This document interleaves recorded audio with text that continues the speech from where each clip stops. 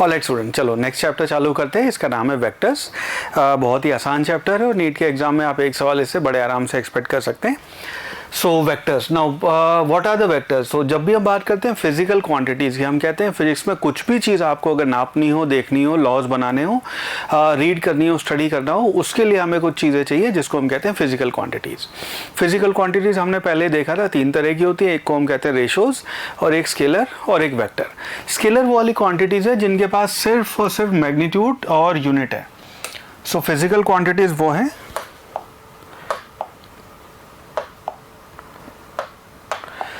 वो physical quantity जिसमें सिर्फ मैग्नीट्यूड और एक यूनिट होएगा। मैग्नीट्यूड और यूनिट से अपना मतलब ये है कि जैसे हम मान लीजिए एक्स कोई क्वांटिटी का है, दैट इज 2 किलोग्राम।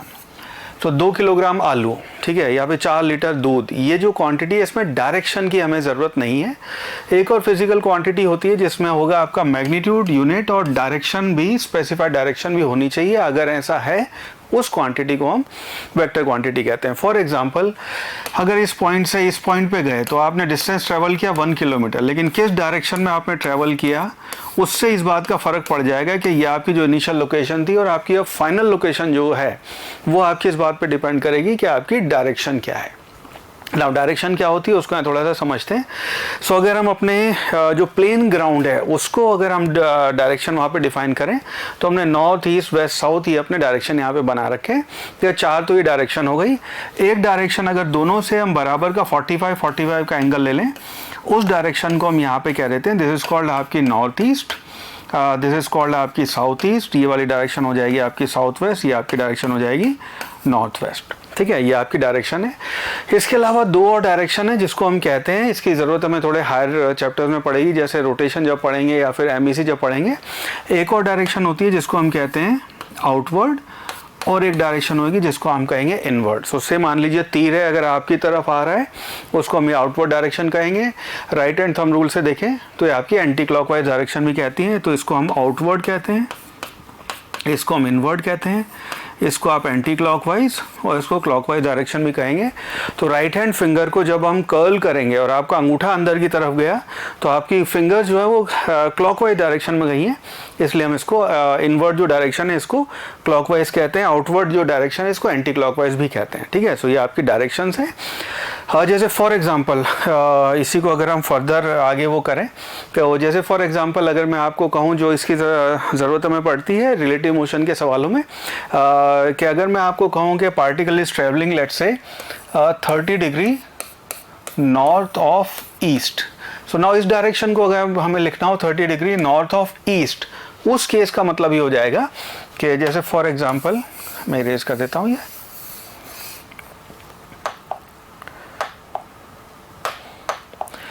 अगर हम ये नॉर्थ ईस्ट इसको बनाए, ये आपका नॉर्थ है, ये ईस्ट है। सो 30 डिग्री नॉर्थ ऑफ ईस्ट का मतलब है कि पहले आप ईस्ट की तरफ जाना शुरू करें, वहाँ से 30 डिग्री का एंगल लें। सो ये वाला जो एंगल है ये अपने डिजायर्ड डायरेक्शन हो जाएगी, ये एंगल आपका 30 डिग्री हो जाएगा। सो this is 30 degree north of east. अगर यहीं पे मुझे लेट से बनाना हो, हम इसी में ड्रॉ कर सकते हैं, हम कहें लेट से 37 डिग्री वेस्ट ऑफ साउथ। तो इसका मतलब क्या है, आप साउथ की तरफ जाना शुरू करें और साउथ से वेस्ट का 37 डिग्री का टर्न ले लें।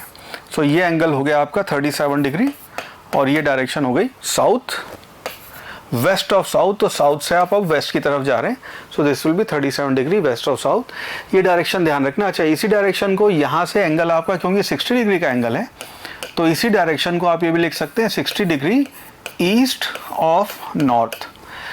सो आप नॉर्थ की तरफ पहले जाना शुरू किए, वहाँ से आपने अब 60 डिग्री का इस तरफ टर्न ले लिया। तो ये डायरेक्शन जो है ये 30 डिग्री नॉर्थ ऑफ ईस्ट या 60 डिग्री ईस्ट ऑफ नॉर्थ है, दोनों का सेम ही मतलब है।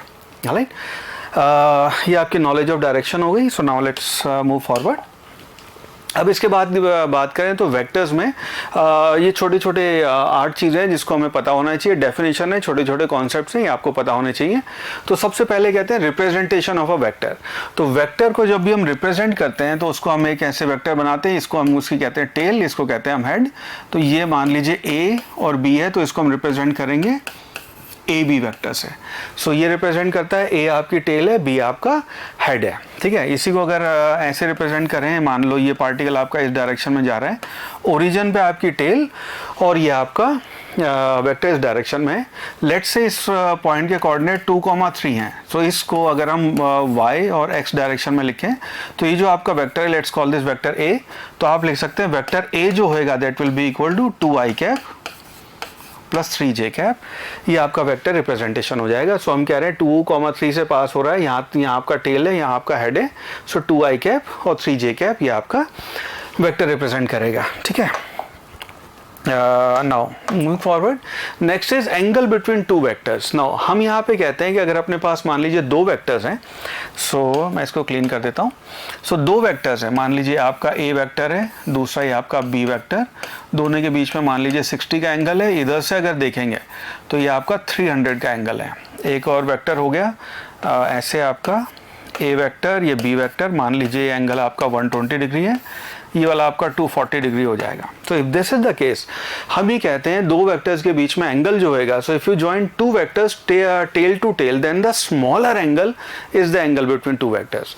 तो इस केस में एंगल की बात करेंगे तो जो आपका 60 डिग्री का एंगल है, so this will be your angle between two vectors. Similarly यहाँ पे 120 डिग्री ये आपका एंगल बिटवीन टू वेक्टर्स कहलाएगा। तो दो वेक्टर्स को अगर आप टेल टू टेल ज्वाइन करेंगे तो स्मॉलर एंगल जो होएगा उसको हम कहते हैं angle between two vectors.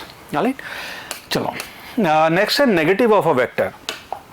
So जब हम बात करते हैं ए वेक्टर की और हम कह रहे हैं negative of a vector, so what that means is कि ये मान लीजिए आपका ए वेक्टर है, इस डायरेक्शन में जा रहा है। Now minus A vector, let's say B is equal to minus A vector, so इसका मतलब ये होएगा माइनस ए वेक्टर इस डायरेक्शन में आपका बी वेक्टर हो गया। तो इसमें मैग्नीट्यूड आपने सेम रखा, सिर्फ और सिर्फ आपने उसकी डायरेक्शन चेंज कर दी। अब वो इधर जाने की बजाय 5 न्यूटन का फोर्स पहले जो इधर लग रहा था उसके बजाय 5 न्यूटन का फोर्स एग्जैक्टली अपोजिट इधर लग रहा है। तो अगर आपका ये ए वेक्टर इस डायरेक्शन में है मान लीजिए, तो माइनस ए वेक्टर इस डायरेक्शन में होगा। सो इस तरह से हम नेगेटिव ऑफ वेक्टर कहते हैं। राइट, चलो सो नेगेटिव ऑफ वेक्टर भी बात कर ली। नेक्स्ट है पैरेलल वेक्टर। अगर हम ये बात करें पैरेलल वेक्टर्स की, तो मान लीजिए ये आपका ए वेक्टर है और दूसरा ये मान लीजिए आपका बी वेक्टर है, और ये वेक्टर दोनों पैरेलल हैं। ये वेक्टर ऐसे भी हो सकते हैं और ये ऐसे भी हो सकते हैं। सो ये इस डायरेक्शन में ए वेक्टर और इस डायरेक्शन में बी वेक्टर, ठीक है, ये दोनों पैरेलल वेक्टर है। इन दैट केस हम ये कहते हैं कि B vector can be written as some lambda times A vector, where lambda is a constant. यहाँ पे जानबूझ के कोई और ABCD यूज नहीं किया। सो यहाँ पे जो आपका लैम्डा है ये आपका कांस्टेंट है। सो बी वेक्टर को आप ए वेक्टर की टर्म में ऐसे लिख सकते हैं, और ये आपका लैम्डा 1 से ज़्यादा भी हो सकता है, 1 से कम भी हो सकता है। सो अगर बी वेक्टर मान लीजिए ऐसा होता कि उसकी लेंथ ए से कम होती, तो हम ये कह सकते हैं हाफ या 1/3 ऑफ ए, या फिर ट्वाइस, थ्राइस या 100 टाइम्स ऑफ ए वेक्टर है। तो पैरेलल वेक्टर्स को आप ऐसे लिख सकते हैं। Now moving forward, parallel vector की बात कर ली हमने। नेक्स्ट है इक्वालिटी ऑफ वेक्टर। तो हम ये कहते हैं कि अगर कोई दो वेक्टर्स इक्वल वेक्टर है, ठीक है, ये ए वेक्टर और ये बी वेक्टर, हम ये कह रहे हैं कि दोनों A vector is equal to B vector. इस बात का मतलब क्या है? सो हम ये कह रहे हैं कि A vector is equal to B vector. तो ये जब भी चीज़ मैं क्लास में पूछता हूँ, इसके हमेशा मुझे एक चीज़ मिस कर जाते हैं लोग, हमेशा स्टूडेंट गलत आंसर देते हैं।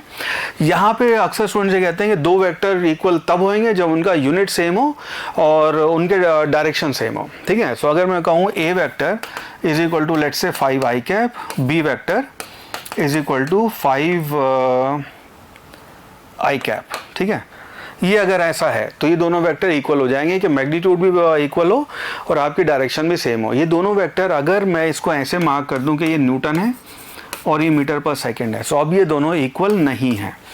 सो यहाँ पे आपके वेक्टर के इक्वल होने के 3 क्राइटेरिया है। पहला क्राइटेरिया है कि दोनों वेक्टर की डायरेक्शन सेम होनी चाहिए, मैग्नीट्यूड सेम होना चाहिए, और तीसरा क्राइटेरिया है कि उनका फिजिकल क्वांटिटी जिसको रिप्रेजेंट वो कर रहे हैं that should B same. So they should represent the same physical quantities. तो अगर आपका एक फोर्स है, दूसरा एक स्पीड है, एक फोर्स है और एक एक्सेलरेशन है, तो वो आपका सेम वेक्टर रिप्रेजेंट नहीं करते हैं, तो सेम वेक्टर हो नहीं सकते वो, ठीक है। सो आपके 3 क्राइटेरिया है, इस चीज़ को ध्यान रखना। छोटे छोटे कॉन्सेप्ट है, अक्सर लोग मिस कर जाते हैं। नाउ नेक्स्ट बात करें अगर हम यूनिट वेक्टर की। सो यूनिट वेक्टर होता है कि मान लीजिए आपका ये ए वेक्टर है और ये इतना लंबा इसका ए वेक्टर है, और इसको हम रिप्रेजेंट करना चाहें, यूनिट वेक्टर को हम रिप्रेजेंट करते हैं कि ए की डायरेक्शन में या उस डायरेक्शन में आपका यूनिट वेक्टर। सो इसको हम रिप्रेजेंट करते हैं ए वेक्टर डिवाइडेड बाय ए के मैग्नीट्यूड से। इसका मतलब ये है कि इसको ऐसे समझना, जैसे आप मान लीजिए कोटा से जयपुर जा रहे हैं, रास्ते में आपने किसी से रुक के पूछा कि अंकल जयपुर कहाँ होगा, और अंकल ने कहा तो अंकल ने जो ये रास्ता दिखाया, उंगली जो दिखाई, उन्होंने बताया कि इस डायरेक्शन में चले जाओ। कितनी दूर है जयपुर यहाँ से, कब पहुँचोगे, वो सब कोई बात नहीं हुई। उन्होंने सिर्फ और सिर्फ क्या कहा, डायरेक्शन पॉइंट की है। अगर आप पूछे कहीं से कि वो वाला होटल कहाँ है, उन्होंने कहा तो उसका मतलब क्या, उन्होंने आपको यूनिट वेक्टर की तरफ उसको इस्तेमाल किया और वो आपको सिर्फ और सिर्फ डायरेक्शन बताई है। ठीक है, सो ये यूनिट वेक्टर कहलाता है। नेक्स्ट जो आपकी छोटी सी डेफिनेशन है, which is called null vector. Now null vector हम ये कहते हैं कि आपका जो नल वेक्टर है, लेट्स से इस वक्त मैं ऐसे खड़ा हुआ हूँ और मैं आपसे पूछूं कि नेट फोर्स मेरे ऊपर कितना लग रहा है या मेरा नेट डिस्प्लेसमेंट कितना है, आपका आंसर होगा 0। अब इस 0 का मतलब ये है कि मेरा डिस्प्लेसमेंट 0 है, नेट फोर्स मेरे ऊपर 0 है।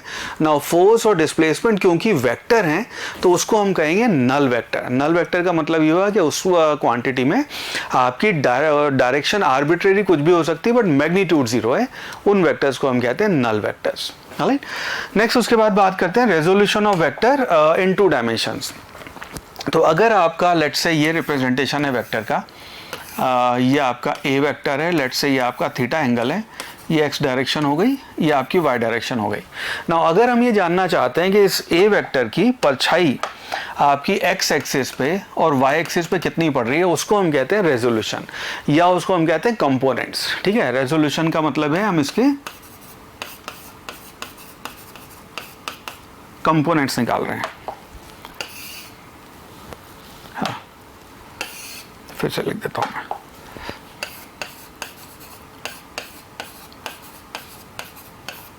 Alright, that's better. हम बात कर रहे हैं यहाँ पे कंपोनेंट्स की। सो कंपोनेंट्स का मतलब ये है कि अगर ए वेक्टर मान लीजिए यहाँ ट्यूबलाइट लगी हो और इससे ऐसे आपकी रोशनी आ रही है, तो इसकी जो यहाँ परछाई होएगी इसको हम कहते हैं कि ये उसका कंपोनेंट है। नाउ ये अगर आपकी लेंथ इसकी ए है और आपने को ट्रिग्नोमेट्री से पता है कि पंडित बद्री प्रसाद हर हर बोले।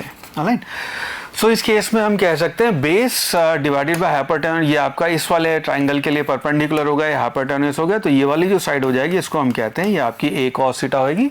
सो इसका एक्स डायरेक्शन में जो कंपोनेंट है वो आपका ए कॉस थीटा होगा और ये वाला जो है ये होगा ए साइन थीटा। सो इसी वेक्टर का दूसरा रिप्रेजेंटेशन है, उसको आप लिख सकते हैं this will be equal to A cos theta I cap plus A sine theta J cap. ये आपका वेक्टर रिप्रेजेंटेशन हो गया ये आपके अलग अलग आई और जे कंपोनेंट्स में। सो आई आपका यूनिट वेक्टर है अलोंग एक्स और जे आपका यूनिट वेक्टर है अलोंग वाई डायरेक्शन। ठीक है, so this is how we represent अपने वेक्टर्स को, ऐसे हम रिजॉल्व करते हैं। आई होप ये छोटी छोटी डेफिनेशन आपको समझ में आई। नाउ वेक्टर्स के बारे में इसको हम ऐसे कहते हैं कि वेक्टर्स जो हम पढ़ रहे हैं that is actually new mathematics. तो बचपन में जब हमने नंबर्स पढ़ने शुरू किए थे उस दौरान हमने अपने नंबर्स के साथ कुछ कुछ अलजेब्रिक ऑपरेशन किए थे। हमने कहा था एक प्लस और एक माइनस और उसके बाद एक डिवाइड और उसके बाद हमने कहा था मल्टीप्लाई। सो ये मैथमेटिकल ऑपरेशन हमने किए थे जो आपके सिर्फ और सिर्फ मैग्नीट्यूड हुआ करते थे। तो उसके हमने 2 + 2, 2 multiplied by 2, 2 divide by 3 and 2 - 3 ये सारी चीज़ें करना उस टाइम पे सीखी थी। अब यहाँ पे उसके बाद जब हमने फिजिक का यूनिट डायमेंशन का चैप्टर पढ़ा, हमने रियलाइज़ किया कि फिजिकल क्वान्टिटीज़ में यूनिट भी होती हैं, डायमेंशंस भी होती हैं। तो उसके बाद हमने कहा कि आप दो चीज़ों को अगर ऐड कर रहे हैं तो सिर्फ और सिर्फ तब पॉसिबल है जब दोनों की यूनिट सेम हो। माइनस कर रहे हैं तो भी यूनिट सेम होनी चाहिए, मल्टीप्लाई करेंगे तो दोनों के इंडिविजुअल यूनिट्स या डायमेंशन मल्टीप्लाई हो जाएंगे, सिमिलरली डिवाइड हो जाएंगे। यहाँ पे वेक्टर्स में अब क्योंकि एक और नया फैक्टर आ गया विच इज कॉल्ड डायरेक्शन, तो अब हमें उस चीज़ का भी ध्यान रखना पड़ेगा अपनी फिजिकल क्वांटिटीज़ में। राइट, तो इसको हम यहाँ पे पढ़ेंगे इन चारों ऑपरेशंस को कैसे कैसे करते हैं। सो सबसे पहले तो हम पढ़ेंगे यहाँ पे वेक्टर एडिशन के एडिशन कैसे करते हैं। वेक्टर एडिशन हम डिफाइन करेंगे, उसके बाद वेक्टर एडिशन जैसे हमने किया है उसी बेसिस पे हम सब्ट्रैक्शन कर लेंगे। So which is a good thing हमारे लिए। तो हमें यहाँ पे वेक्टर सब्ट्रैक्शन के लिए बहुत ज़्यादा लंबी चौड़ी कहानी करनी नहीं पड़ेगी, एडिशन आ गया तो सब्ट्रैक्शन फटाफट हो जाएगा। खुशखबरी आपके लिए है कि ये डेफिनेशन वेक्टर्स को डिवाइड करने की अपने प्लैनेट पे बनाई ही नहीं। तो कोई भी फिजिकल क्वांटिटी देखेंगे, पूरी फिजिक्स देखेंगे उठा के, मुझे पूरी आती है 11th-12th की, उसमें कहीं पे भी आपको कोई भी फिजिकल क्वांटिटी वेक्टर से डिवाइड होती नहीं दिखेगी। अगर जैसे फॉर एग्जाम्पल हम कहते हैं pressure is equal to force divide by area, उस केस में एरिया का हम नीचे मैग्नीट्यूड ले लेते हैं। तो एरिया जो आप वेक्टर क्वांटिटी है उससे जब आप डिवाइड कर रहे हैं तो वहाँ पे आपको इस बात की परेशानी है, इस बात की टेंशन लेने की ज़रूरत नहीं है कि वो आपकी वेक्टर क्वांटिटी है उससे डिवाइड कैसे होगा। वेक्टर से हम कभी डिवाइड नहीं करेंगे, तो ये हमारे लिए डिवीजन डिफाइन ही नहीं है। यहाँ पे आपके प्रोडक्ट जो है वो दो तरह के प्रोडक्ट आते हैं, एक को हम कहते हैं डॉट प्रोडक्ट और एक को कहते हैं हम वेक्टर प्रोडक्ट या क्रॉस प्रोडक्ट, राइट। इन दोनों को भी डिटेल में समझते हैं। तो डॉट प्रोडक्ट है, इसका रिजल्ट स्केलर आता है, क्रॉस प्रोडक्ट है, उसका रिजल्ट आपका वेक्टर प्रोडक्ट आता है, ठीक है। So will study all these, detail में भी बात करते हैं ना। सबसे पहले चालू करते हैं आपके एडिशन से। एडिशन करने के दो तरीके, एक तरीका है आपका ग्राफिकल और एक तरीका है आपका एनालिटिकल। ग्राफिकल तीन तरह से हम कर सकते हैं और ये इंपॉर्टेंट है, अभी आपसे 19 में या शायद 20 में ही इसके ऊपर एक अच्छा सवाल पूछा है, करेंगे हम इसके बाद। दूसरा है आपका एनालिटिकल मेथड। एनालिटिकल मेथड में हम ये कहते हैं, एनालिटिकल मेथड करने के भी दो तरीके हो जाते हैं, ठीक है। सो इन पांचों तरीकों को अच्छे से सीखते हैं। तो सबसे पहले कहते हैं ट्राइंगल रूल। हम यहाँ पे पूरे टाइम जब भी ये वेक्टर लॉ कर रहे हैं हम ये कह रहे हैं कि C vector is equal to let's say A vector plus B vector. तो अपने दो वेक्टर दिए हैं ए प्लस बी करके मुझे सी वेक्टर निकालना है। सो ये वेक्टर एडिशन की हम यहाँ बात कर रहे हैं। तो सी वेक्टर जो आएगा ट्राइंगल लॉ से कैसे आता है वो सीखते हैं। सो आपका अगर मान लीजिए ए वेक्टर ये है और मान लीजिए बी वेक्टर ये है, दोनों के बीच में एंगल थीटा है, तो उस केस में हम ट्राइंगल लॉ का जब इस्तेमाल करते हैं हम कहते हैं, यहाँ कर लेते हैं, हम कहते हैं ट्राइंगल लॉ के हिसाब से कि दो वेक्टर्स जो हैं उनको आप ज्वाइन करें। पहले ए वेक्टर ऐसे बनाएं, ऑलराइट, ए वेक्टर, उसके बाद इसी बी वेक्टर को आप टेल टू हेड ज्वाइन करें। तो ये ए वेक्टर है, ये आपका बी वेक्टर है। अब जो आपका इसका थर्ड साइड बनी है दैट विल बी योर, हाँ ये ठीक है।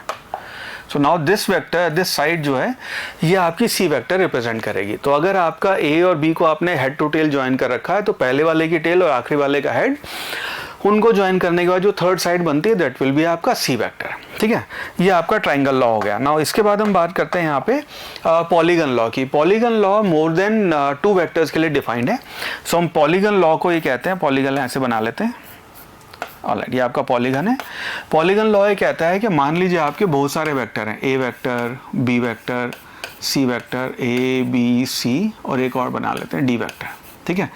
ये आपके चार वेक्टर हैं। तो पॉलीगन लॉ ये कहता है कि अगर आपको इन सबको ऐड करना है तो head to tail, head to tail, head to tail इन सबको ज्वाइन करें। So that is the case.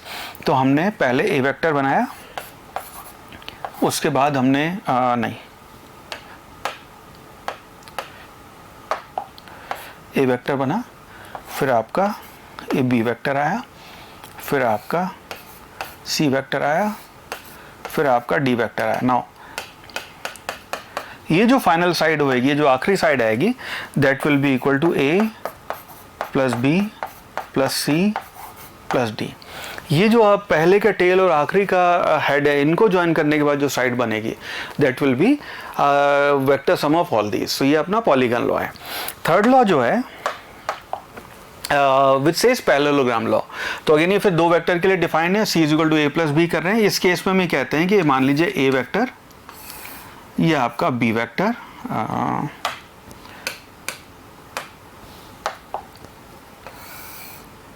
Online A vector B vector. Now अगर हम यहाँ पे ए वेक्टर के पैरेलल एक और वेक्टर ड्रॉ करें और बी वेक्टर के पैरेलल यहाँ पे आपका बी वेक्टर ऐसे ड्रॉ करें, so this B vector, A vector. अब इनका जो डायगोनल है, जो डायगोनल है that will be A plus B vector. Parallelogram का जो डायगोनल है वो A vector plus B vector आएगा। नाउ अगर देखेंगे तो ट्राइंगल लॉ और आपका पैरेललोग्राम लॉ एक्चुअली सेम ही चीज़ रिप्रेजेंट कर रहा है, ठीक है। तो अक्सर मैं जब जैसे क्लास में सवाल पूछता हूँ इन तीनों में से बेस्ट लॉ कौन सा है, अक्सर स्टूडेंट कहते हैं parallelogram law, polygon law, triangle law. Best law तीनों में से कौन सी ज़रूरत है उसके बेसिस पर डिफाइन होएगा, रिजल्ट तीनों का सेम आएगा। सो अगर सिनेरियो ऐसा है जैसे आपके काइनेमेटिक्स में सवाल आते हैं कि एक लड़की थी, घर से निकली, पहले 5 किलोमीटर इधर गई, फिर 5 किलोमीटर या 10 किलोमीटर इधर गई, बताओ घर से कितना दूर, उस केस में आप ट्राइंगल लॉ यूज़ करेंगे। अगर एक ही पॉइंट पे 4 फोर्सेस दो लग रहे हैं तो आप ये पॉलीगन लॉ यूज़ कर सकते हैं। एक ही पॉइंट पे 2 फोर्सेस अप्लाई हो रहे हैं, किस डायरेक्शन में किस डायरेक्शन में, नेट रिजल्टेंट आपका बॉडी का मूवमेंट किस डायरेक्शन में होएगा, सो वो बॉडी का मूवमेंट इस डायरेक्शन में होगा, उस केस में आप पैरेललोग्राम लॉ यूज़ करेंगे अगर ग्राफिकल ज़रूरत पड़े तो। ठीक है, सो ये आपके बेसिक लॉज हो गए। ठीक है, इनको triangle law, polygon law, parallelogram law हो गया ऐड करने का। आई होप ये लॉज आपको समझ में आए। ठीक है, नाउ इसके बाद बात करते हैं अपनी एनालिटिकल लॉज की। नाउ अब बात करते हैं अगर दो वेक्टर्स को आपने ऐड करना है तो एनालिटिकली हम कैसे कर सकते हैं। ठीक है, तो सिंपल सी इसके 2 तरीके होंगे, मैं आपको दोनों तरीके सिखाता हूँ एनालिटिकली कैसे वो करते हैं। सो अगर आपका वेक्टर रिप्रेजेंटेड है, let's say A vector is equal to a1 i cap plus a2 j cap plus a3 k cap. दूसरा वेक्टर है उसको आपने लिखा है, मान लीजिए b1 i cap plus b2 j cap plus b3 k cap. तो उस केस में जो c वेक्टर है that will be equal to a1 plus a2 i cap plus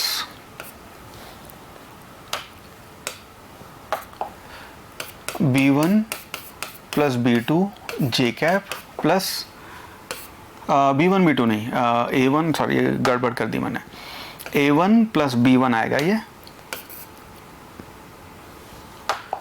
a1 plus b1 i cap, ये दोनों आपके i कैप वाले add हो जाएंगे, j कैप वाले ऐड हो जाएंगे और k कैप वाले ऐड हो जाएंगे। सो a1 plus b1 i cap और ये बनेगा आपका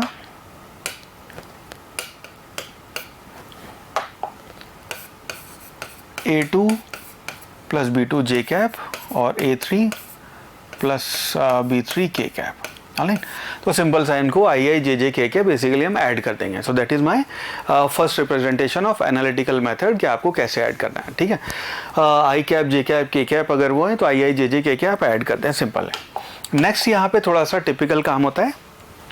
अगर मान लीजिए ये आपका ए वेक्टर दिया हुआ है, ये आपका बी वेक्टर दिया हुआ है, इनके बीच का एंगल मान लीजिए थीटा दिया हुआ है, उस केस में इसको हम डिराइव तो नहीं करेंगे। उस केस में हम ये कहते हैं कि इनका जो रिजल्टेंट वेक्टर आएगा, यूजुअली किताबों में ये आर वेक्टर से रिप्रेजेंटेड होता है, उसी को हम यूज़ कर लेते हैं। आर वेक्टर का magnitude that will be equal to under root of A square plus B square plus 2ab cos theta, where theta is the angle between these two vector. ठीक है, तो ये आपका वेक्टर का रिजल्टेंट जो है उसका मैग्नीट्यूड हो जाएगा। ना इसका जो एंगल आता है, ये वाला एंगल, जिस एंगल पे ये ए वेक्टर से है अल्फा, उसके लिए हम करते हैं, उसे हम लिखते हैं tan alpha is equal to, इसको आप लिखते हैं b sin theta divided by a plus b cos theta. ये डायरेक्टली रिजल्ट आपको ध्यान रहना चाहिए। बहुत बार इस तरह के सवाल आते हैं, अभी ऐसे सवाल करेंगे कि 2 वेक्टर्स हैं, ऐसे आपको नीट में बहुत बार सवाल पूछे हुए हैं, 2 वेक्टर हैं, उनको ऐड करके जो रिजल्टेंट आ रहा है वो resultant is at 90 degree angle.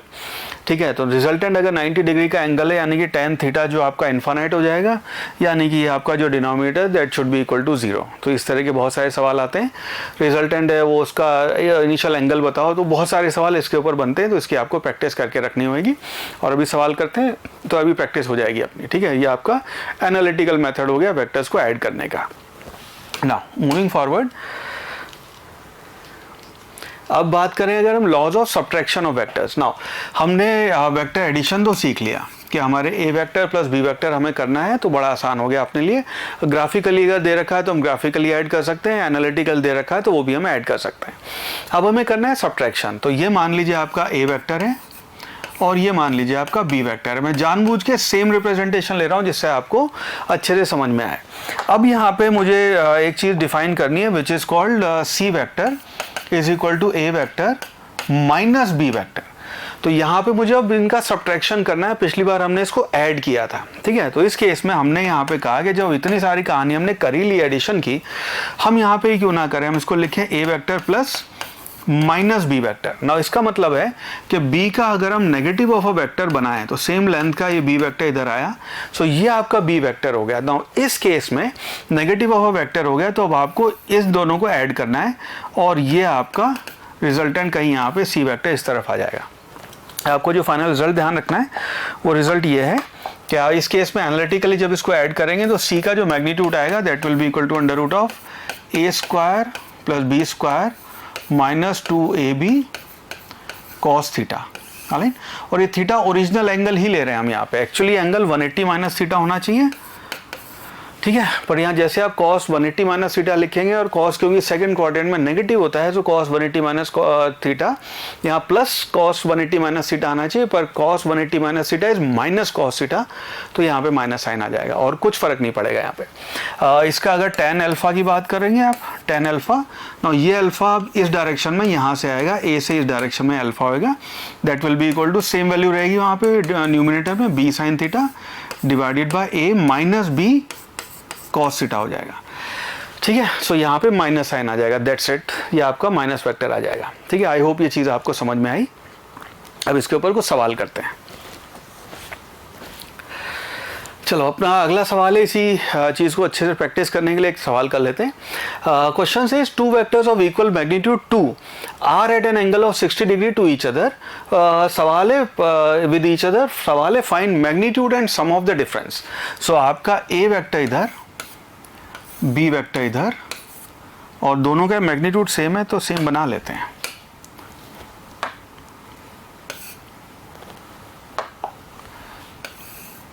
Alright, और दोनों के बीच का एंगल 60 डिग्री का एंगल है। ऑलराइट, ये आपके वेक्टर्स हो गए। नाउ हमें ये बताना है कि इन दोनों वेक्टर्स का सम क्या होगा और इन दोनों का डिफरेंस क्या होगा। नाउ अगर आप लिखें पहले C vector is equal to A plus B vector, so इसके बेसिस पे हम क्या कह सकते हैं, सी का जो मैग्नीट्यूड है that will be equal to under root, अच्छा ए की वैल्यू मैग्नीट्यूड 2 है, इसका मैग्नीट्यूड 2 है, इसका भी मैग्नीट्यूड 2 है, सो डायरेक्ट लिख लेते हैं, that will be equal to 2 square plus 2 square plus 2 multiplied by 2 multiplied by 2 multiplied by cos of 60। इसको जब हम मल्टीप्लाई करेंगे so this will be equal to 2 square यानी कि 4 प्लस कॉस 60 होता है आपका 1/2, तो 1/2 से एक 2 कट जाएगा, तो ये हो गया +4, 4 + 4 ये बना अपना √12, और √12 विल बी इक्वल टू 2√3, तो ये आपका मैग्नीट्यूड आ गया।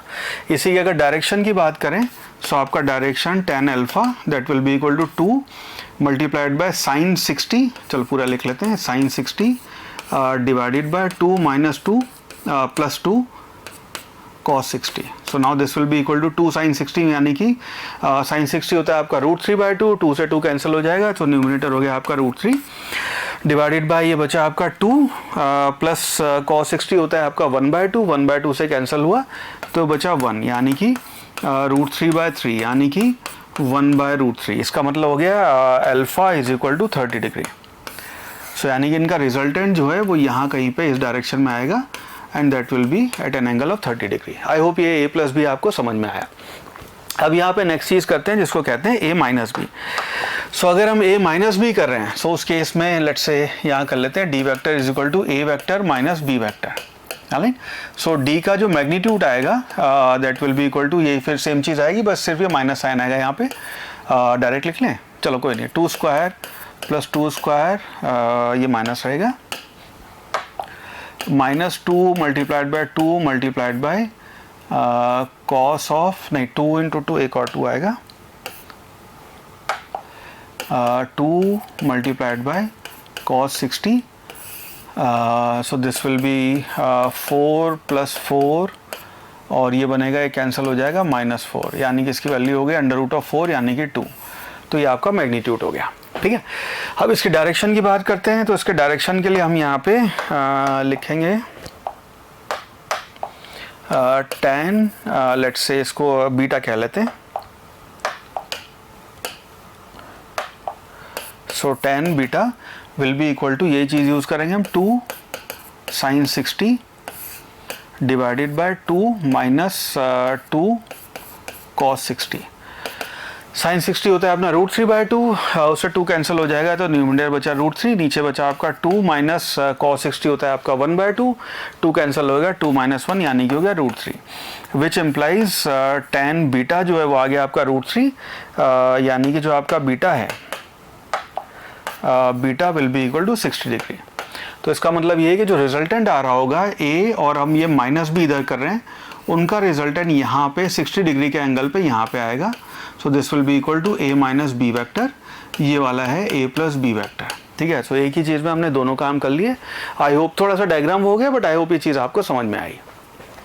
ऑलराइट, एडिशन के बाद यहाँ पे बात करते हैं मल्टीप्लिकेशन की, ठीक है। डिवीजन एडिशन हो गया, सब्ट्रैक्शन हो गया, डिवीजन अपने डिफाइंड ही नहीं है। अब बात करते हैं यहाँ पे मल्टीप्लिकेशन ऑफ वेक्टर की। ना मल्टीप्लिकेशन ऑफ वेक्टर दो तरह से करते हैं हम, एक स्केलर प्रोडक्ट और एक vector product.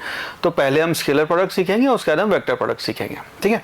So scalar product जब हम कह रहे हैं ना, इसको ऐसे समझते हैं कि कई बार स्टूडेंट कंफ्यूज होते हैं कि हमने जबरदस्ती मैथ घुसा रखी है और हम लोगों ने आपको परेशान कर रखा है। नहीं, ये मदर नेचर का ऐसा खेला है, उसने ऐसा कर रखा है। इसको ऐसे समझना कि दो चीजें हैं, उनको वेक्टर क्वांटिटी जिसमें डायरेक्शन भी इन्वॉल्व है, वो जो मल्टीप्लाई हो रही हैं, वही दो चीजें अलग सिचुएशन में कभी स्केलर प्रोडक्ट देती हैं, कभी उनका वेक्टर जो प्रोडक्ट आएगा वो एक्चुअली वेक्टर आता है, ठीक है। सो फॉर एग्जांपल अगर हम बात करें जैसे आपका वर्क डन है, तो फिजिक्स में वर्क डन डिफाइन होता है F डॉट S, तो फोर्स मल्टीप्लाइड बाय डिस्टेंस। इसको मैं एक काम करता हूँ आपके लिए, सेम नॉमेनक्लेचर में ऐसे लिखता हूँ। सो F डॉट R, ठीक है। तो अगर आपका फोर्स मल्टीप्लाइड बाय डिस्प्लेसमेंट हो रहा है, उसका डॉट प्रोडक्ट है which is called scalar product, तो ये आपको स्केलर क्वांटिटी मिलेगी which will be work done. इन्हीं को अगर हम करें टॉर्क, सो टॉर्क होता है R क्रॉस F। तो R और F सेम चीज है, जब क्रॉस प्रोडक्ट हुई है तो हमें एक्चुअली टॉर्क मिलेगा। और ये दोनों अलग अलग क्वांटिटी है, डायमेंशन सेम है, यूनिट सेम, डायमेंशन सेम है दोनों की, लेकिन उनका इंपैक्ट सेम है। और जो रिजल्ट आ रहा है, एक वर्क डन है एनर्जी में कन्वर्ट होता है, दूसरा टॉर्क है जो चीजों को गोल गोल घुमाता है, ठीक है। सो दोनों डिफरेंट फिजिकल क्वांटिटी, तो मदर नेचर ने इसको ऐसे अलग अलग बनाया है, हमने जबरदस्ती आपके लिए मैथ्स यहाँ पे ऐड नहीं की है, ठीक है। तो इसको इसी तरह समझेंगे कि मदर नेचर हमें चाहती है हम चीज़ें सीखें हैं। तो सबसे पहली चीज़ है स्केलर प्रोडक्ट। स्केलर प्रोडक्ट में हमें कहते हैं कि मान लीजिए आपका ए वेक्टर और ये आपका बी वेक्टर और इनके बीच का एंगल थीटा है। नाउ यहाँ पे मान लीजिए हम एक सी को कह रहे हैं, that is a dot b, which is dot product भी कहते हैं। तो स्केलर प्रोडक्ट को हम यहाँ पे डॉट प्रोडक्ट भी नाम देते हैं, ठीक है, डॉट प्रोडक्ट, ठीक है।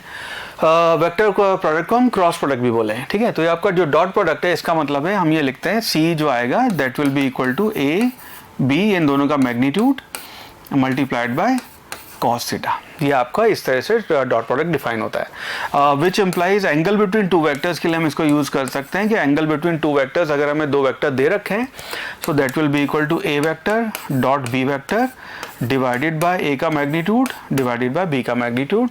ये आपको दो वेक्टर्स के बीच का एंगल दे देगा कि इन दोनों के बीच का एंगल हम जानना चाहते हैं, तो इन दोनों का डॉट प्रोडक्ट करें और उससे आप ये एंगल फाइंड आउट कर सकते हैं, ठीक है। So this is dot product. Analytically इसको कैसे करते हैं, इसको ऐसे समझना।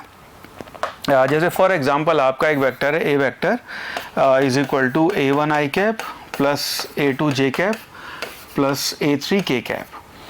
बी वेक्टर वो है b1 i cap plus b2 j cap plus b3 k cap. ये आपके दो वेक्टर हैं। इसी को जब हम डॉट प्रोडक्ट करने लगेंगे यहाँ पे, सो हम यहाँ पे कहेंगे a डॉट b, इसको वो कर रहे हैं तो आप i j j k k को मल्टीप्लाई कर दें। So this will be equal to a1 b1 plus a2 b2 plus a3 b3। ये डायरेक्ट आपका तीनों का i j j k k का मल्टीप्लिकेशन आ जाएगा, फॉर द सिंपल रीजन कि अगर आपका ये x डायरेक्शन है, यहाँ पे i कैप है, यहाँ पे आपका j डायरेक्शन है, और इस डायरेक्शन में इन दोनों से 90 का एंगल लेके ये आपका k डायरेक्शन है, तो a b cos थीटा जब करेंगे तो ये आपका i कैप है, ये आपका j कैप है, दोनों के बीच में अगर 90 का एंगल है तो वो cos थीटा एनीवे 0 हो जाएगा। तो आपका i डॉट j करेंगे और i डॉट k करेंगे और j k करेंगे तो वो अपना 0 हो जाएगा। सो आपका सिर्फ i a j j k k वाली वैल्यू यहाँ सर्वाइव करती हैं, ठीक है। तो बहुत सिंपल होता है डॉट प्रोडक्ट निकालना, आप बस i a j j k k को मल्टीप्लाई कर दें, इसकी डायरेक्शन नहीं होगी, ध्यान रखना स्केलर है ये, राइट। तो दिस इज कॉल्ड आपका स्केलर प्रोडक्ट। बहुत सारी एप्लीकेशन है, सवालों से इसको क्लियर करेंगे, राइट। चलो नेक्स्ट मूव करते हैं, अब सीखते हैं वेक्टर प्रोडक्ट क्या है। वेक्टर प्रोडक्ट हमने बात की कि दो फिजिकल क्वांटिटी है, उन्हीं को जब मल्टीप्लाई कर रहे हैं तो रिजल्ट भी हमारा वेक्टर क्वांटिटी आ रही है। सो से फॉर एग्जांपल ये आपका मान लीजिए ए वेक्टर है, ये आपका बी वेक्टर है। मैं जानबूझ के सेम रिप्रेजेंटेशन ले रहा हूँ सो दैट आप कंफ्यूज ना हों और एक ही चीज़ को समझ रहे हैं यहाँ पे। तो इस केस में हम कहते हैं कि मान लीजिए C vector that is equal to A vector cross B vector, इसको हम डिफाइन करते हैं this will be equal to A B, दोनों का magnitude multiplied by sine theta N cap, where N is a vector along A cross B. तो ये आपका ए cross B करके ए बी साइन थीटा ऐसे हो जाता है। सो इसी से भी अगर आप चाहें तो sine theta is equal to a cross b का मैग्नीट्यूड डिवाइड बाय ए और बी का मैग्नीट्यूड, ऐसे भी आप डायरेक्शन यहाँ पे निकाल सकते हैं, ठीक है। सो ये आपका वेक्टर प्रोडक्ट हो गया। नाउ इंटरेस्टिंग बात ये है कि अगर आपका ए वेक्टर है और ये आपका बी वेक्टर है, तो जो आपका सी वेक्टर आएगा वो उन दोनों के परपेंडिकुलर होएगा। तो अगर ये आपका ए वेक्टर है, बी वेक्टर है, ए क्रॉस बी जब करेंगे तो वो आपका परपेंडिकुलर डायरेक्शन में आएगा, इन दोनों जिस भी प्लेन में है उसके परपेंडिकुलर आपका सी वेक्टर होएगा। तो सी वेक्टर आपका इन दोनों से परपेंडिकुलर होएगा। सी वेक्टर इससे भी आपका 90 का एंगल होएगा, इससे भी आपका 90 का एंगल होएगा। तो ये अगर आपके इस प्लेन में कागज जो आपकी कॉपी है उसके प्लेन में, तो सी वेक्टर उसके ऊपर जाएगा।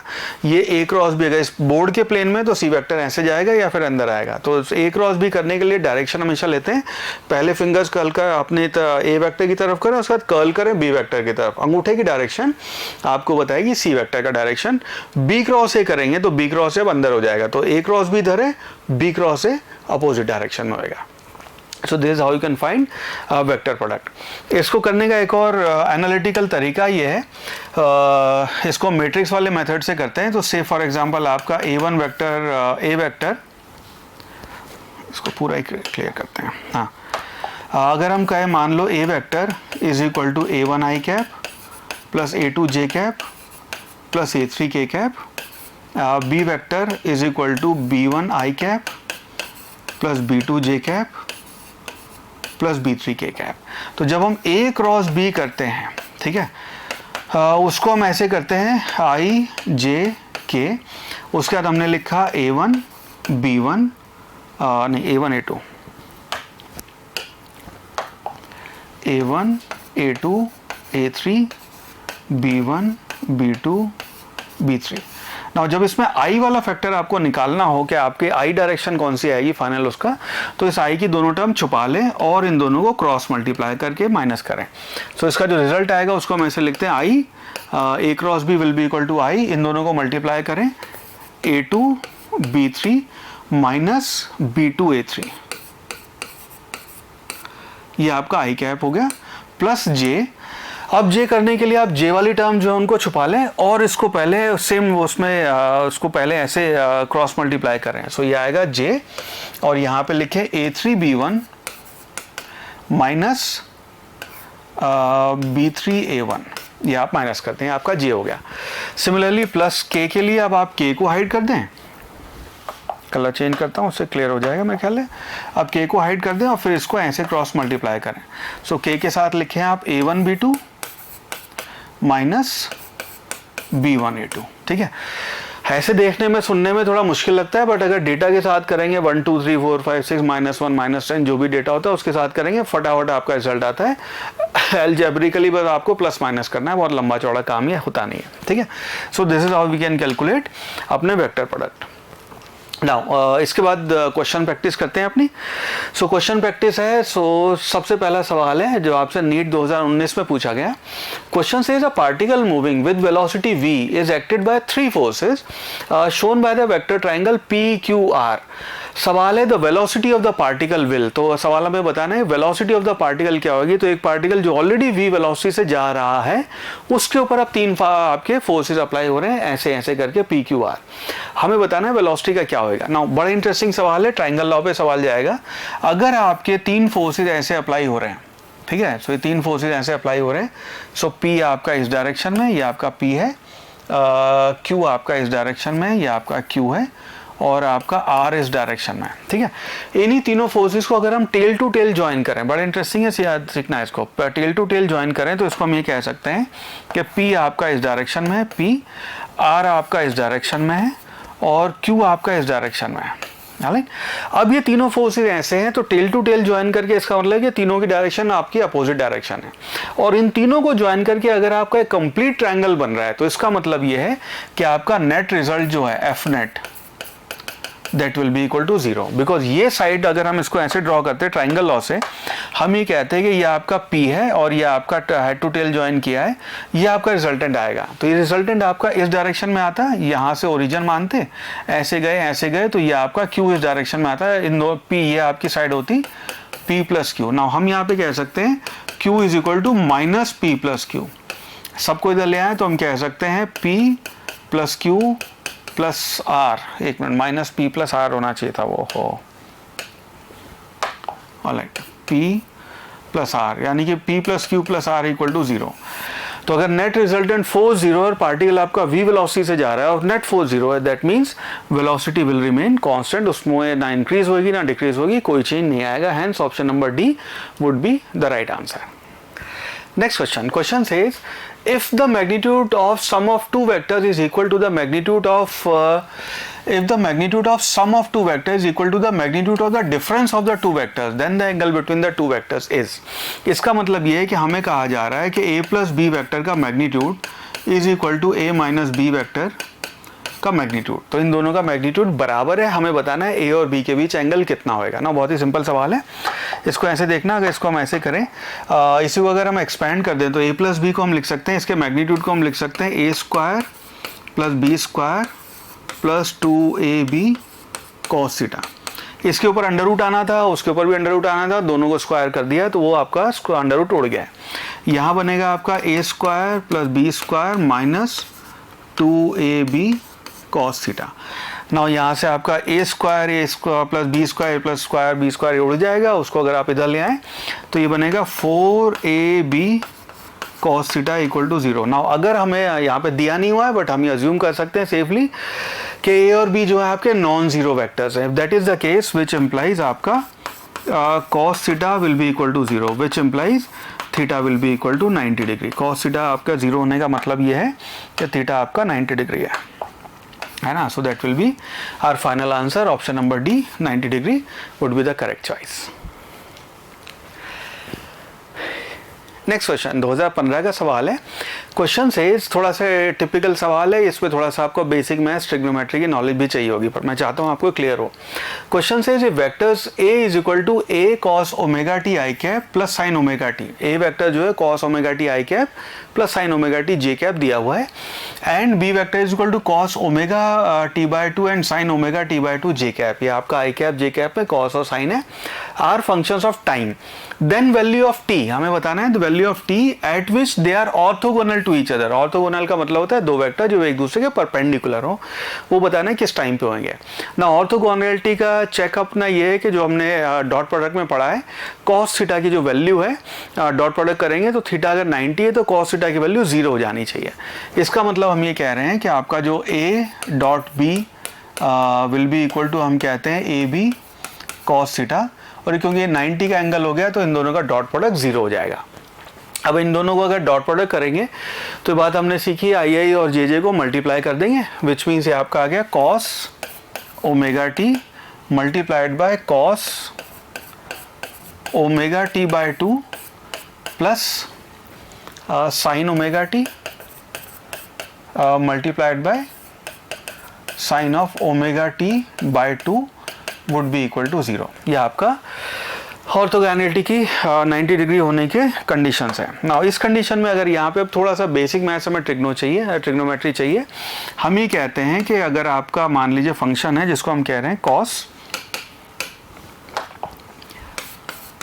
cos of a minus b, उसको हम डिफाइन करते हैं cos a cos b minus sine a, नहीं यहाँ पे प्लस आता है साइन a साइन b। तो ये अगर आपका a प्लस बी का a माइनस बी अगर एंगल हो रहा है तो cos a cos b plus sine a sine b होता है। वही अपने को यहाँ दिख रहा है, ये एंगल a, ये angle b, angle a angle b। इसका मतलब लेफ्ट हैंड साइड बन जाएगी आपकी cos of omega t minus omega T by 2 would be equal to 0।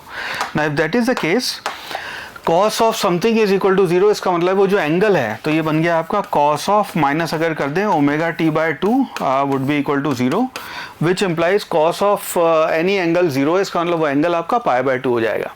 So which means omega T by 2 उसकी वैल्यू हो गई आपकी 90 डिग्री, यहाँ फिर pi by 2, which implies 2 cancel कर देते हैं, ओमेगा को उधर ले जाते हैं, which implies t will be equal to pi by omega. यानी ये आपका ऑर्थोगोनल ये तब होंगे जब आपका टाइम पाई बाय ओमेगा हो जाएगा। Hence option number A would be the right answer. Next question 2014 का आपके नीट के एग्जाम का सवाल है. Question says a particle is moving such that its position coordinates are x, y at 2 metre and 3 metre at time t is equal to 0, 6,7 at time t is equal to 2 second and 13,14 at time t is equal to 5 second. सवाल है average velocity vector from t is equal to 0 to t is equal to 5 second क्या होगा. तो t is equal to 0 से लेके t is equal to 5 second में average velocity अपने को बतानी है. ना ये बात अपने को पता है काइनेमेटिक्स के नॉलेज से कि आपकी जो वेलोसिटी एवरेज है उसको आप लिखते हैं total displacement divided by total time taken. ये आपकी एवरेज वेलोसिटी होगी. ना टोटल डिस्प्लेसमेंट क्योंकि हमें बताना है 0 से 5 सेकेंड में, इसका मतलब ये t इज इक्वल टू 0 पे आपकी लोकेशन थी एट 2,3. सो आपका इनिशियल वेक्टर यहाँ लिख लेते हैं. r1 वेक्टर जो है उसको आपने लिखा 2i cap plus 3j cap. Final t is equal to 5 second पे वो पहुँच गया r2 फाइनल, वो हो गया आपका 13i cap plus 14j cap. दोनों के बीच का अगर डिस्प्लेसमेंट देखेंगे तो आपको एक वेक्टर में से दूसरे वेक्टर को माइनस कर देना है. यहाँ पे हमें ये जो 6 और 7 का डेटा, ये एक्स्ट्रा डेटा दिया हुआ है, इसकी सवाल में कोई ज़रूरत है नहीं. अक्सर स्टूडेंट इस वाले उससे कंफ्यूज हो जाते हैं कि 2 सेकंड वाले टाइम का क्या करें. कुछ नहीं करना. इनिशियल और फाइनल के बीच की जो आपने डिस्प्लेसमेंट कवर किया है वो आपको एवरेज वेलोसिटी की वैल्यू दे देगा. तो इसमें से अगर आप इसको माइनस करेंगे, 13 में से 2 माइनस करेंगे तो ये बना आपका 11i कैप. 14 में से 3 माइनस करेंगे, ये बनेगा 11j cap divided by total time में आपका 5. सो ये अपना फाइनल आंसर हो गया. हेंस आपका इसको अगर उस फॉर्मेट में लिखें, so this will be 11 by 5 i plus j. So which means option number d हमें 4 नंबर दे जाएगा, वो आपका करेक्ट आंसर होएगा. Next question. Question says vectors a, b and c are such that, अपने को दिया हुआ है a dot b equal to 0, यानी कि a और b आपके परपेंडिकुलर होंगे तभी आपका डॉट प्रोडक्ट 0 आ रहा है. And a dot c is equal to 0. Then vector parallel to a is, आपको बताना है a के पैरेलल कौन सा वेक्टर होगा ना. इस सवाल को समझते हैं. पहले हमें दिया हुआ है कि a dot b equal to 0, तो यानी कि a और b आपके परपेंडिकुलर हो गए. दूसरा दिया हुआ है a dot c equal to 0, तो a और c ये भी दोनों एक दूसरे के परपेंडिकुलर हो गए. हमें बताना है a के पैरेलल वेक्टर कौन सा होएगा. नाउ आपका अगर ये ये आपका b वेक्टर है, ये आपका c वेक्टर है, तो a वेक्टर ऐसा हुआ कि इन दोनों के आपके परपेंडिकुलर है. तो अगर ये आपका a वेक्टर, b वेक्टर है, c वेक्टर है, तो a वेक्टर इन दोनों के परपेंडिकुलर हो गया है. सो नाउ a के पैरेलल कौन सा वेक्टर होएगा, जो इसके एक्चुअली क्रॉस प्रोडक्ट करके आएगा. तो इसका मतलब b क्रॉस c जब भी आप करेंगे तो b क्रॉस c वेक्टर जो है वो वेक्टर ऐसा होगा जो b के भी परपेंडिकुलर और c के भी परपेंडिकुलर है. हेंस b क्रॉस c आपका a के पैरेलल आएगा. ठीक है. a क्रॉस b a के पैरेलल नहीं होएगा, b प्लस c भी पैरेलल नहीं होगा, b एंड c भी नहीं होएगा. ठीक है. सो आपका b c is the correct choice, b cross c. Next question. Question से 2012 का सवाल है. It says a particle has initial velocity of 2i cap plus 3j cap and acceleration of 0.3i cap plus 0.2j cap. Magnitude हमें बताना है. Magnitude of velocity after 10 seconds क्या होगी. तो वेलोसिटी का 10 सेकेंड बाद मैग्नीट्यूड क्या आएगा. बहुत ही सिंपल सवाल है. ये अपने को पता है. अपनी जो इनिशियल वेलोसिटी है u, थोड़ा सा काइनेमेटिक्स की नॉलेज यहाँ पे चाहिए होगी. u है वो अपने को दिया हुआ है 2i cap plus 3j cap. Acceleration जो है वो अपने को वेक्टर फॉर्म में दिया हुआ है 0.3i cap plus 0.2j cap. हमें बताना है वेलोसिटी फाइनल क्या होगी. हम यहाँ पे डायरेक्ट ये यूज़ कर सकते हैं फर्स्ट इक्वेशन ऑफ मोशन, जहाँ पे हम कहते हैं v is equal to u plus at. Right. So u आ गया आपका 2i cap plus 3j cap plus a को टाइम से 10 से मल्टीप्लाई करेंगे. सो ये 0.3 मल्टीप्लाइड बाय 10 हो जाएगा आपका 3i कैप, प्लस को 10 से मल्टीप्लाई करेंगे 2j कैप. तो इसकी वैल्यू आ गई आपकी 5i cap plus 5j cap. ये आपकी v का वेक्टर फॉर्म हो गया. अगर आप v के मैग्नीट्यूड की बात कर रहे हैं so that will be equal to under root of 5 square plus 5 square, यानी कि वैल्यू हो जाएगी 5√2. ये आपकी इतने मीटर पर सेकेंड या जो भी आपकी यूनिट है ये आपका मैग्नीट्यूड आ जाएगा. Hence option number B 5√2 would be the right answer. Next question. Question says a body is moving with velocity 30 metre per second towards east. Right. After 10 second its velocity becomes 40 metre per second, 10 second के बाद 40 metre per second towards north. सवाल है average acceleration of the body क्या होगा, और अपने option है 1.7 या फिर √7 या फिर 5 मीटर पर सेकेंड स्क्वायर। तो सिंपल सवाल है, इनिशियली जो बॉडी है वो आपकी इस डायरेक्शन में जा रही है, जो भी आपकी बॉडी मूव कर रही है उसको हम कह देते हैं इनिशियल वेलोसिटी v1। वो अपने को दिया हुआ है 30 मीटर पर सेकेंड, इस डायरेक्शन को आप आई कैप कह सकते हैं, आपकी 30 आई कैप इनिशियल वेलोसिटी v1 हो गई। आफ्टर 10 सेकेंड उसकी वेलोसिटी हो गई 40 metre per second towards north. उसके बाद ये वेलोसिटी आपकी आ गई v2, जो कि आप 40 जे कैप लिख सकते हैं, इसको आप 40 जे कैप कह सकते हैं, ये आपकी फाइनल वेलोसिटी हो गई।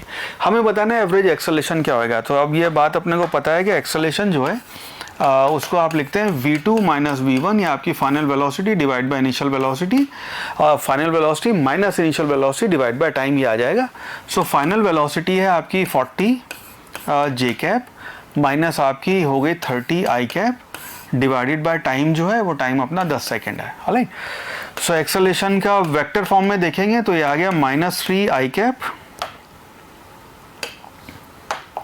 -3 आई कैप प्लस 4 जे कैप, ये तो आपका वेक्टर फॉर्म में हो गया। हमें यहाँ पे एक्सेलरेशन का मैग्नीट्यूड बताना है, तो एक्सेलरेशन का मैग्नीट्यूड हो जाएगा that will be equal to √3 square plus 4 square whole √।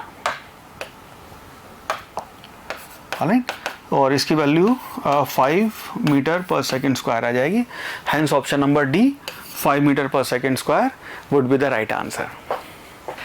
Next question 2010 का सवाल है। Question says 6 vectors A through F have the magnitude and direction indicated in the figure.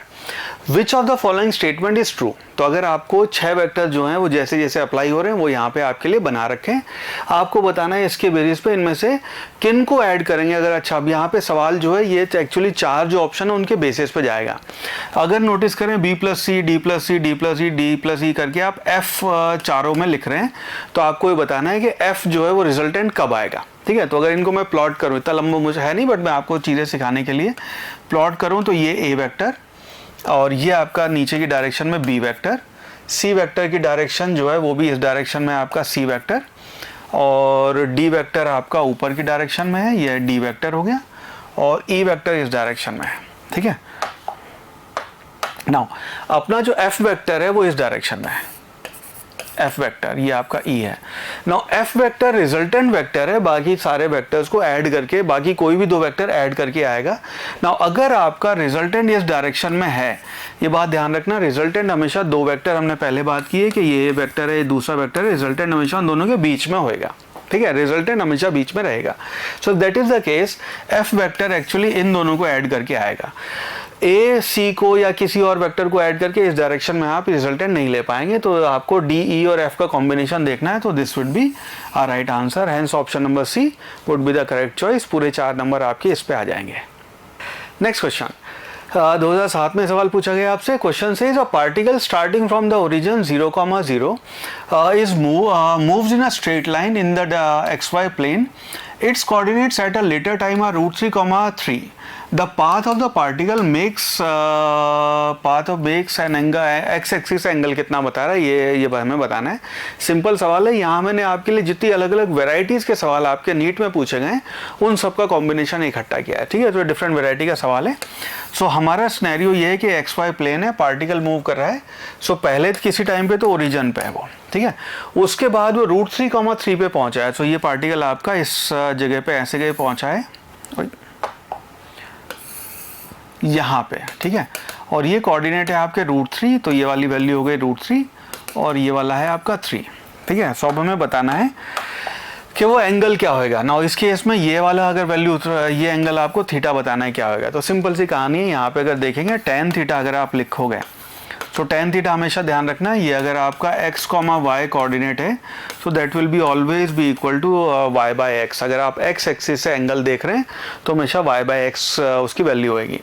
So this will be equal to y अपना 3 divided by x, यानी कि ये हो गया √3।